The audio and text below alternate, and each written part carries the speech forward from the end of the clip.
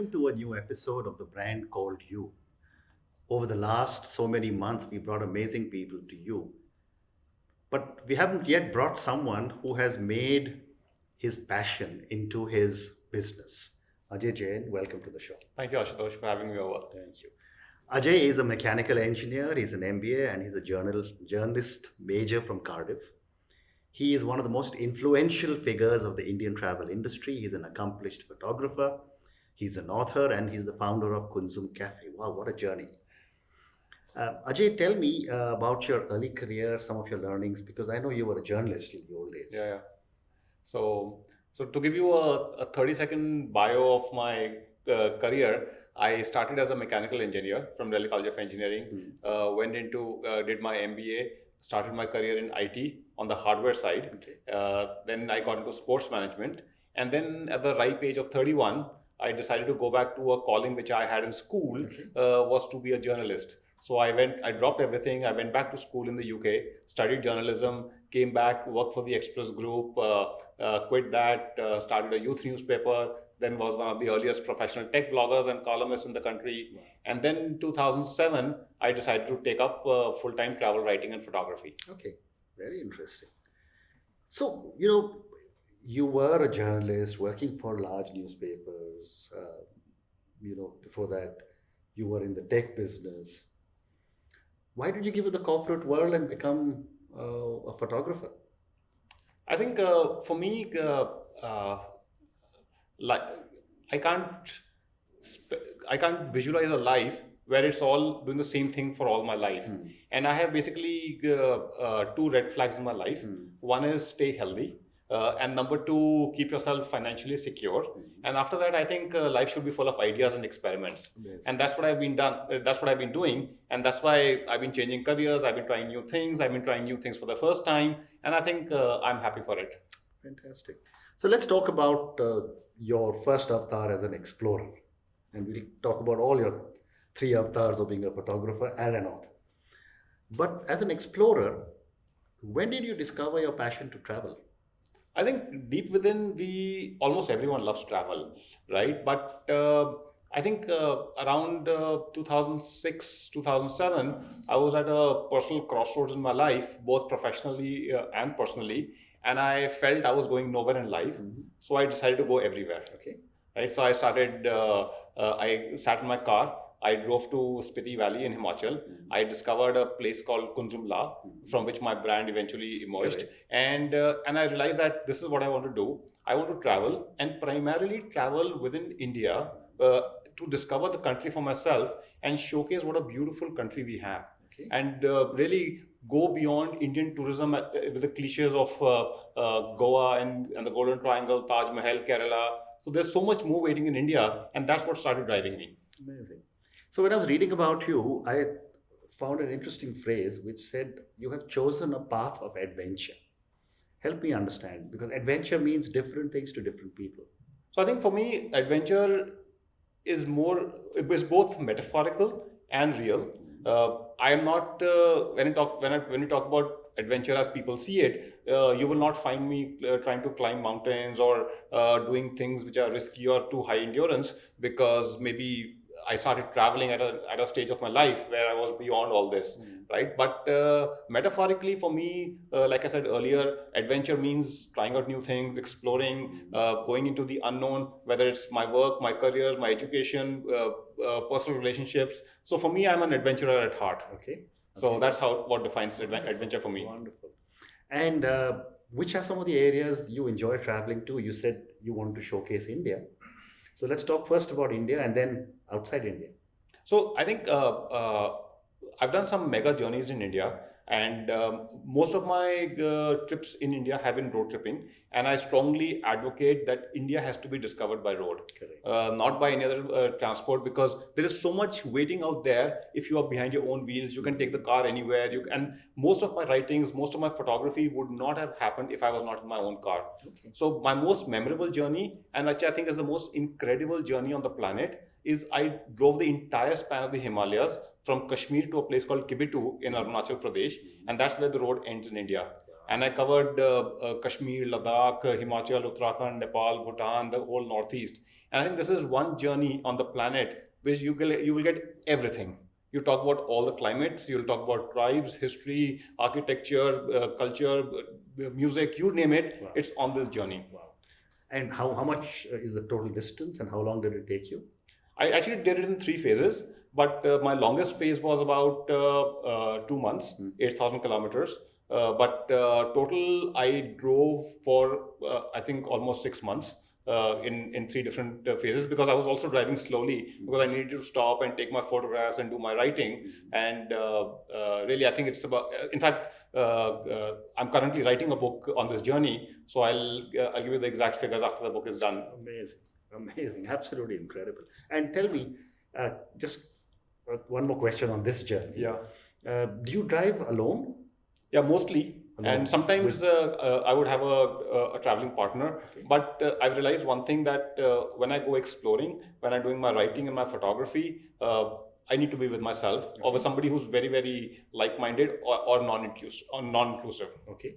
And what kind of vehicle do you use? Because these are some tough terrains you're going into, isn't it? Yeah, so I've been using SUVs. Okay. So I started, my first car was a Scorpio, then I moved to a Pajero. Currently, I drive a Volvo. So, but yeah, you need SUVs. Okay. Wonderful.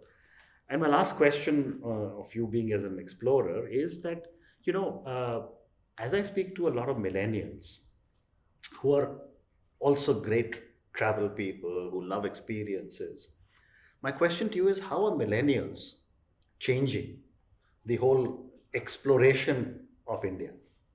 I think one trait about millennials is, for them, doing things like traveling is a priority, is important to them. When we were their age group, I'm sure you will agree that it was all about career. Correct. Because the only thing that we were answerable to, okay, what are your grades in school and what are you going to do after that? Absolutely. But millennials are looking at life very differently. Correct. And that's why you see a lot of creativity coming out of them. There's another side to millennials, which we will not get into in terms of what a lot of employers and all have a problem with. But that's a different aspect altogether. Sure. But I think millennials are really trying to live life to the full. Correct. And I think it's extremely important for us to develop as human beings. Correct. Very interesting. So let's move to your next avatar as a photographer. My first question to you would be, what goes into making a good picture or a good photograph? So a good picture is a good picture, Mhm. period. Right? It's very subjective. And I think if you are taking the photograph, you have to be happy with it. Okay. And it need not always be technically a great photograph, right? Because there are n number of photographers who are great at the technicalities in terms of depth of field, the light, the aperture settings, shutter speed settings and all. But really, if the picture speaks to you and in turn speaks to others, that's a good photograph. Okay. That's how I define a good photograph. And did you do any formal training in photography? Yeah, I did some learning in photography when I was in the UK, Okay. and I also did a course when I came back to Delhi. So yeah, but again, the important thing is I've always tried to stay in a student mode. So whether it was me interacting with a 16-year-old or a 60-year-old, if I had something to learn from them, even a tip in passing, I would try and learn that. So so for me, it's always the motto is keep learning. Wonderful. And as a photographer, which did you prefer color? Do you prefer black and white? Do you do both? So today's digital cameras allow you to shoot raw images, and then you can convert them into black and white or color. So most of my photography so far had been in color. But my last book, which is called Indians, is a collection of portraits from across India that I did in black and white, and I'm beginning to love black and white now. I also love photography in black and white, but you're the expert. Tell me, why is it that black and white is so much more effective? I think besides many other reasons, one is there's a certain timelessness to the whole image. Number two, a lot is left to the interpretation of the viewer. So you know that there are some Rajasthani women in bright clothes, right? So you imagine and you leave that and leave the interpretation to you that are they reds or greens or blues, and so you get and there are very few distractions. Yeah. In color photo, there are too many distractions. So I think these are three main things which I realize are why black and white photography comes out as so strong. So let me move to another part of photography, which is the ubiquitous camera in every single phone. I was reading somewhere that trillions of photographs are now being shot and uploaded into different kinds of cloud servers and storage, Yeah. etc. What is happening to photography as a passion or as a hobby with the advent of mobile phones? So I think one is becoming very democratized, so which is a good thing. A lot of people also find it disturbing. Like you go to a restaurant and everybody's clicking photographs of the food of themselves and then sharing photographs with each other. So it's kind of it can be disturbing also. But I think it's a good thing that people are being more mindful of what they're doing. They're capturing photographs, they're sharing. There's so much out there, but at the same time, there's still a room for the professional. When I say professional, not necessarily somebody who's making a living out of it, but somebody who's taking photography to another level. And that's where I still believe that no matter what advertising your HTCs and all your Google Pixels and Apples do, the DSLR is still sacrosanct for good photography. Okay. So I was going to come to that question to ask you, Yeah. but you've answered it before that. But Yeah. let me ask you another question, which comes back to millennials. And I talked about this to my children and both my sons and our daughters-in-law. And I say that, when someone looks at my photographs after I'm gone, they'll have faces to see, and that is, people can say, those are my ancestors. Yeah. I said, when your grandchildren look at photographs, all that they will see is food. Right? Yeah. So, what is this absolutely incredible passion for photographing food and putting it out on social media and not taking pictures of one another? I have no idea. You have no idea. Because I've seen whether it's a Facebook group or Instagram feed and all, somehow food attract the maximum number of I followers. agree. And I don't know, but I guess it just So 100 years from now, we'll have, 200 million Indians who would have said my ancestors were all food. Yeah, and I think a few generations down, I think food is going to be defined very differently because of whatever's happening to the planet. Yeah. But that's a different story But altogether. that's also on a lighter note. Yeah. I don't mean any disrespect to any millennials or anything. So last question, you did answer it, but an NDTV today has shifted all their news reporting to a Samsung phone. How important is it for me to have a DSLR camera or higher levels of cameras to be able to take good photographs when you're getting such good cameras in phones? I think again, while I'm not an expert on video, but I think with the even 4K capabilities of some of the high-end mobile phones, I think for video, for broadcast, I think they are good enough. Samsung phones, your iPhones and all, they're good enough. What they're not good enough are for even like a Netflix does not, I'm told, does not accept footage from even a DSLR now. I see. They've raised the bar so high. And but when it comes to still photography, I don't think mobile phones, they're okay for documentation, they're okay for a certain kind of photography, you can do a certain level of street photography and stuff like that. But really, if you want to shoot specialized subjects, whether it's wildlife, Formula One, athletics, any other sports, even portraits, you need those DSLRs, you need those lenses, you need that capability to shoot in a burst mode, you need to be shooting a bird at 1 by 2,000th of a second, you need those depths of fields, and mobiles can't do it. Amazing. So before I move to your third avatar of author, I just remembered I haven't asked you a question on your travel. Do you also travel outside India? I do. And which are some of the places that you have liked a lot outside India and India?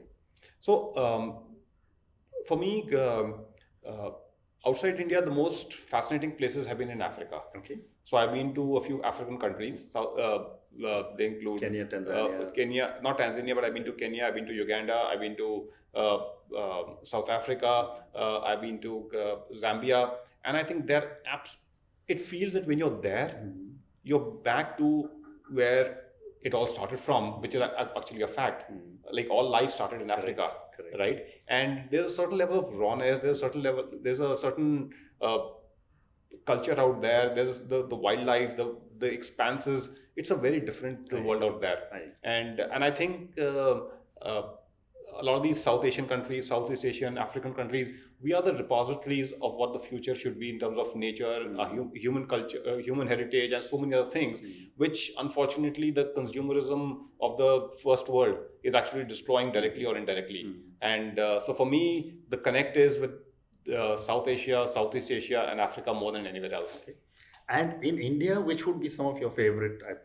I'm going to be asked you to be a little biased, but which would be some of your favorite places to visit? So I actually have three kind of categories of places which I love to visit in India. One is the complete Himalayan belt. Number two is the Northeast, and number three, all the wildlife parks. Okay. So these are my three genres you can call. Yeah. Fascinating. And last question on travel. You write a lot, and the thousands of people who will view our conversation, if they want to see some of your experiences and some of your journeys, where should they go and read about it? So I have my blog kunzum.com. Okay. So they can go there, Okay. and that's where I put up most of my posts and links to whatever I do. So I think that's the one place they can go to, and from there they can pretty much find everything. Okay, thank you. So let's move to your third avatar, which is as an author. You were a journalist, or you are a journalist, and therefore writing was something which obviously you did a lot. But when I was reading about you, you have 9 printed books, 50 ebooks, and you are one of the most widely read bloggers. So what goes into writing a good book or a good ebook? So I think very importantly, you should have something to say.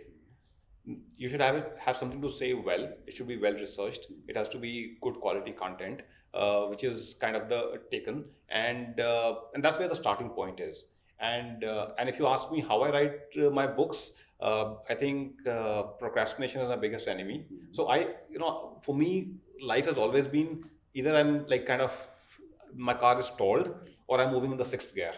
Right. So when I sit down to kind of get motivated to write a book, I end up writing a book in 2 months. Wow. Right. And then I could keep procrastinating on it I've got books which are lying incomplete for years. Right. So, but I think very importantly, like I said earlier, the key to writing a good book is have something good to say, follow a certain discipline in terms of research, and then structure it well, and then make a lot of effort writing it well. Wonderful. Though everyone says that everyone has one book inside them, right? So therefore, everyone has something to say, but they don't know how to say it.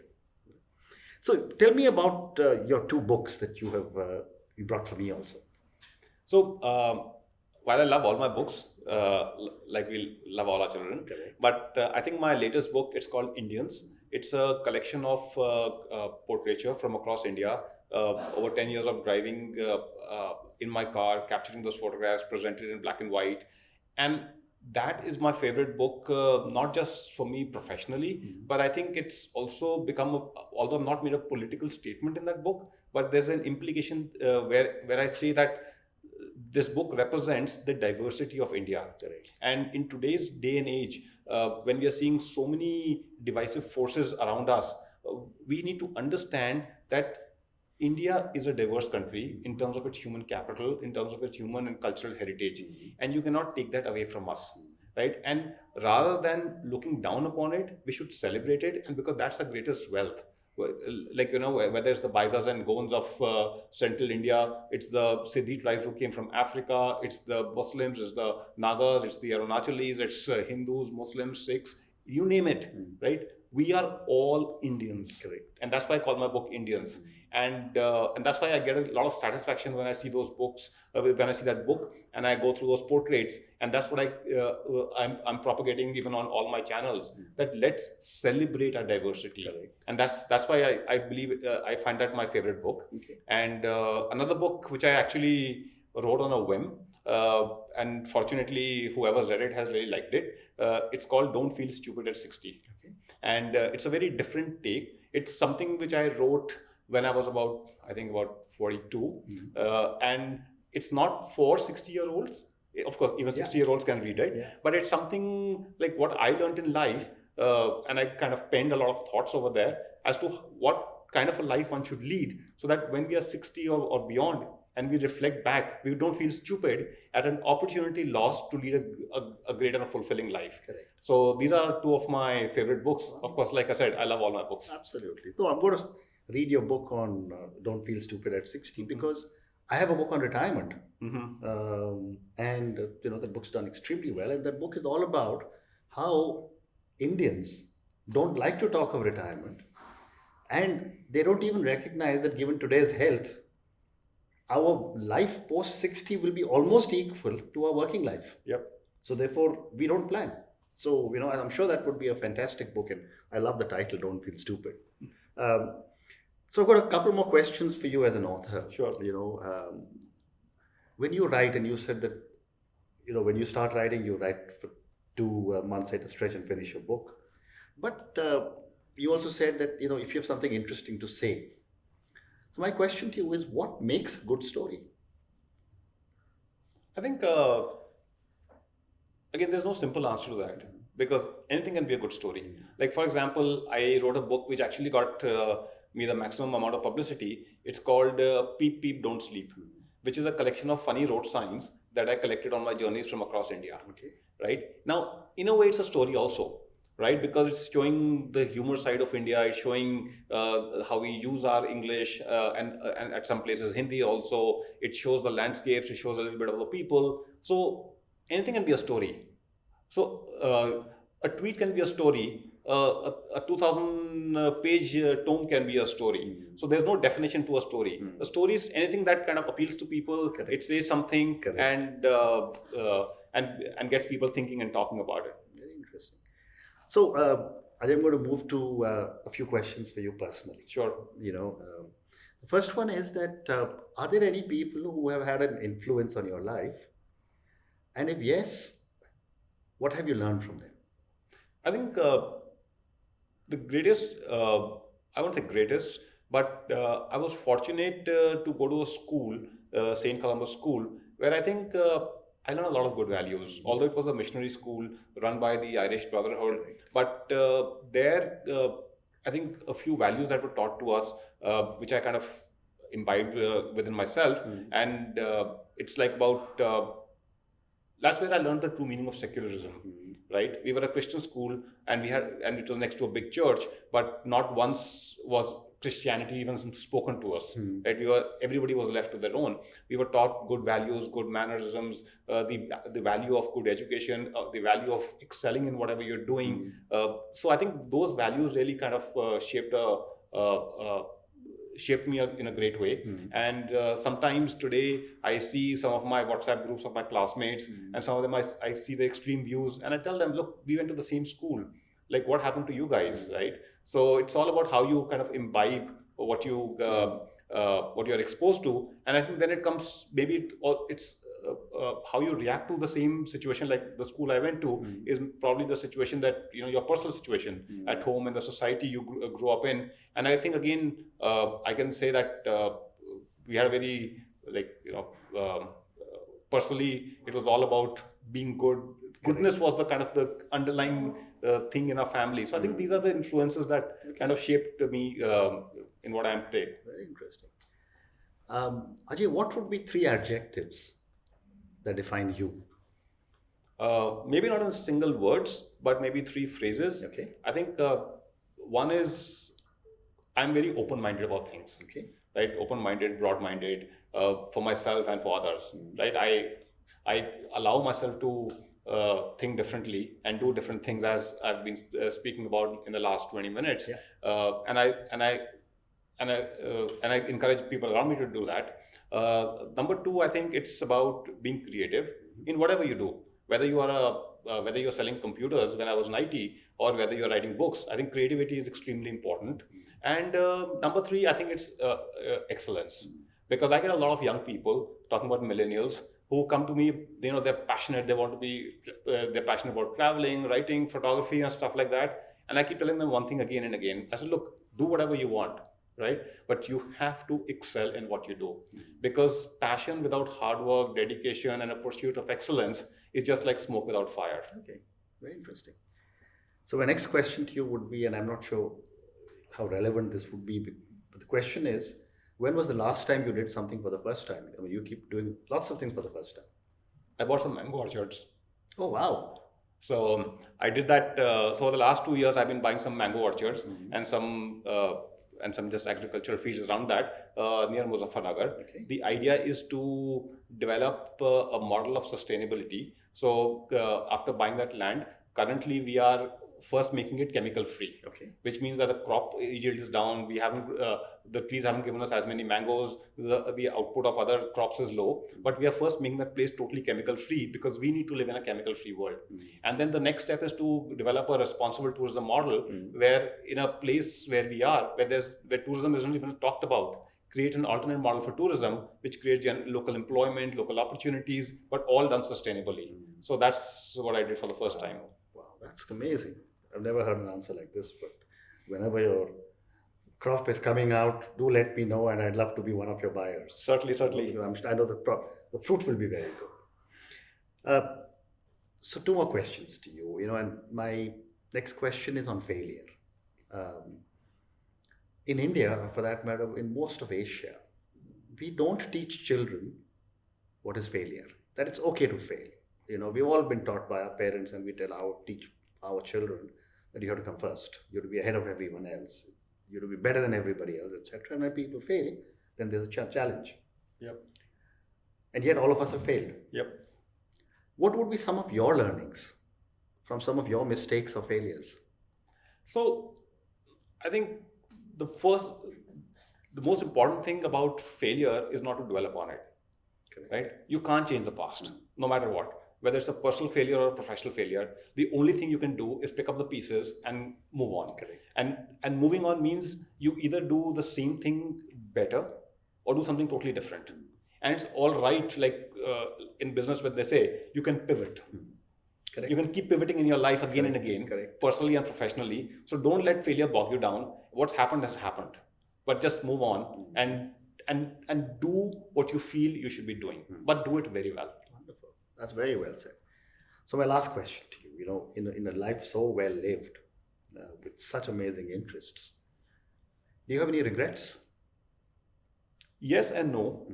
Like I have regrets that, why did I get into engineering? Because I got into engineering because my father pressured me, right? Why did I get into IT? Right? Because I worked for 5 years in a company that my dad had invested in when I didn't want to be there, right? There are other regrets too. But if I reflect back, they're not regrets anymore. Okay. Why? Because everything has shaped me to what I am today, right? I wanted to go to St. Stephen's College. I came from an all boys school. I wanted to go to St. Stephen's College to meet girls, right? I didn't go there. I went to engineering college, and but there because I got into the cultural society, I got into extracurriculars, I got into student politics. I think honed some leadership qualities in me, right? So no regrets anymore. I went into IT. I got exposed to certain business practices. I got exposed to people. I got exposed to management principles. I got to learned a certain way of thinking. So I think everything kind of added up to eventually making me a more creative person. In fact, when I finished my master's in journalism, I was 31, and when I went looking for jobs, I was deemed overqualified. Okay. And I would tell editors that how is a 21-year-old with no experience in life going to be a better reporter than me, who's had already 10 years of so much exposure. Correct. But it didn't cut too much ice, so I said, okay, let me do my own thing. Wonderful. Ajay, thank you very much. Thanks for having me. Yeah, it's been an absolute pleasure speaking to you. Same here, thank you. And I look forward to following you on your blog, and I hope you're able to drive many, many more thousands of miles. Thank you very much.